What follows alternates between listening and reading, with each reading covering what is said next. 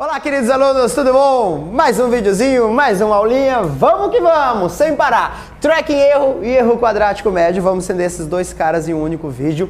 Muito fácil esses caras aqui, olha só. Vou dar exemplo, tá? Nós vamos fazer um exemplinho assim, ó.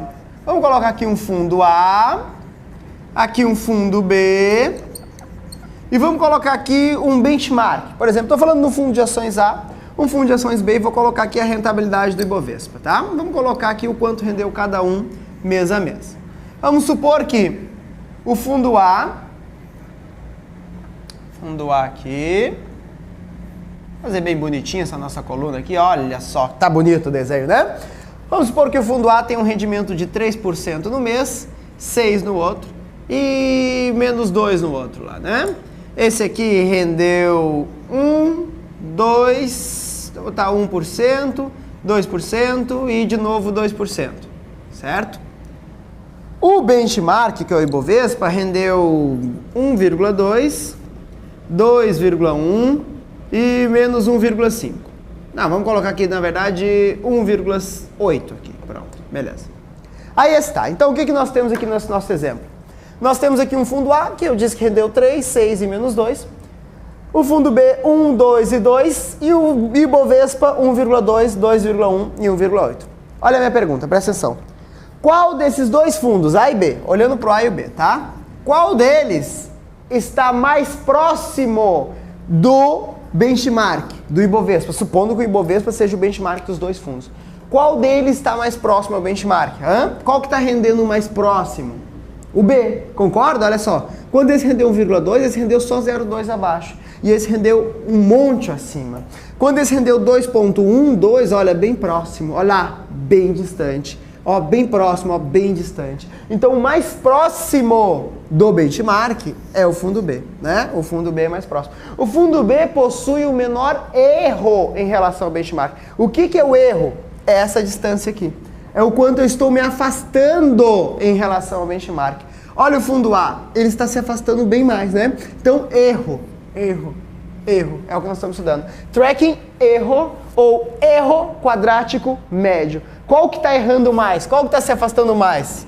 O fundo A. O fundo A tem maior erro. Se eu perguntasse qual dos dois, entre o fundo A e o fundo B, qual dos dois tem maior probabilidade de ser um fundo passivo?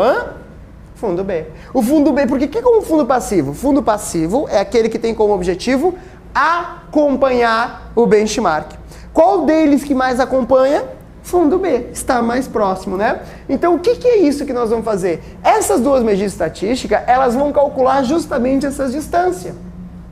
É fácil você visualizar nesse exemplo, né? Porque eu tenho só 3 meses e tá gritante essa diferença. Agora, se eu colocasse um fundo aqui oscilando próximo e o outro oscilando bem próximo também, em um prazo muito longo, perguntasse qual deles está se afastando mais em média, aí pode gerar dúvida. Então, o que nós fazemos? Calculamos ou tracking erro ou erro quadrático médio. Os dois vão fazer a mesma coisa, vão pegar o erro, que é essa distância. No caso aqui do fundo A, fundo B, ó, primeiro mês a distância é 0,2, para baixo, o segundo mês é 0,1 para baixo, o terceiro mês é 0,2 para cima. É como se eu calculasse uma média daquela distância lá.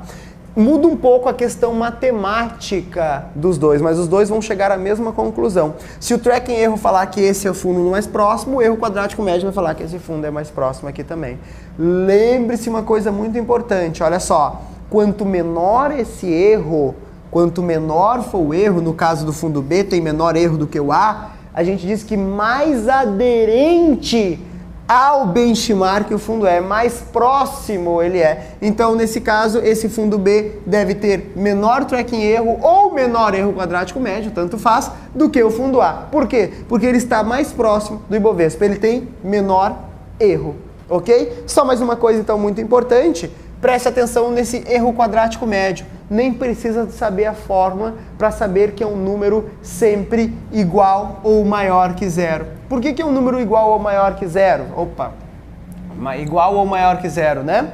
Porque é um número, é o erro, eu vou pegar o erro e vou elevar ao quadrado. Quando você eleva alguma coisa ao quadrado, ela fica sempre positiva. positiva. Então, mesmo eu tendo retorno, erro negativo aqui, quando eu elevar esses caras ao quadrado, todos eles vão ficar positivos. Como é que eu calculo um erro quadrático médio? É basicamente isso. Pego esses erros, elevo ao quadrado e calculo a média. Então, presta atenção nisso, que é uma questão importante da prova. Saber que o erro quadrático médio é sempre um número maior ou igual a 0. E saber que tanto o erro quadrático médio quanto o tracking erro vai mensurar o quê? Afastamento, deslocamento do fundo em relação ao benchmark. Tudo bem? Quanto menor, mais aderente, mais próximo é. Fundos passivos costumam ter tracking erro e erro quadrático médio melhor, menorzinho, né? Do que fundos ativos, que tem como objetivo se afastar do benchmark.